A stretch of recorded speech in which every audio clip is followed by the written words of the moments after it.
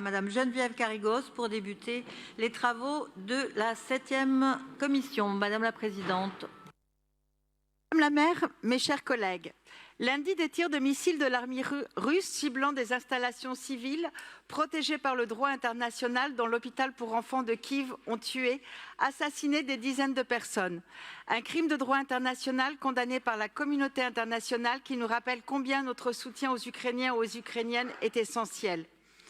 Dans un contexte où les voix s'élèvent pour forcer Kiev à négocier une paix qui le contraindrait à abandonner une partie de son territoire, la 7e commission a reçu des survivantes de l'association SEMA Ukraine, dont Irina Dovgan et Alisa Kovalenko, à Paris pour dénoncer les viols de masse par des soldats russes en Ukraine, une politique systématique initiée dès 2014 avec l'occupation du Donbass.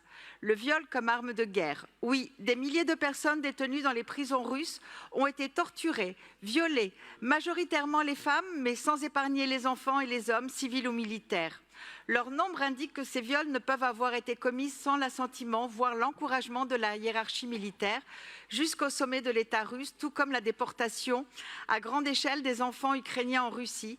Les viols de masse manifestent la volonté délibérée du pouvoir russe de détruire le peuple ukrainien. Les témoignages qui nous ont été livrés sont bouleversants.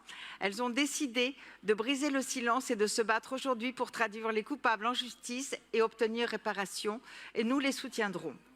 Quant à notre réunion de commission qui s'est tenue le 18 juin, elle a démarré ses travaux par la présentation des représentants de l'Assemblée citoyenne, une délibération sur la prévention du sans-abrisme et un vœu sur la création de rues jardins, sur lesquels je ne reviendrai pas puisque nous en avons débattu en séance mardi matin.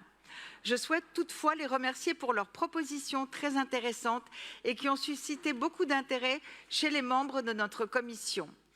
À la suite de cette présentation, Pierre Rabadan a abordé les derniers préparatifs des Jeux olympiques et paralympiques.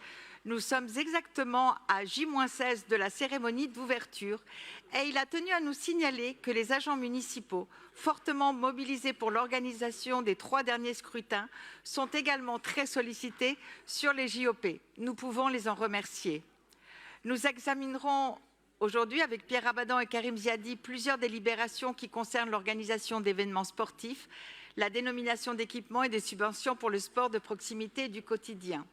En ce qui concerne Anouche Toragnan, les délibérations qui nous sont proposées témoignent du soutien massif de la ville accordé aux quartiers populaires, ainsi que, s'il vous plaît, ainsi que des projets, excusez-moi parce que du coup j'ai perdu, ainsi que... Voilà.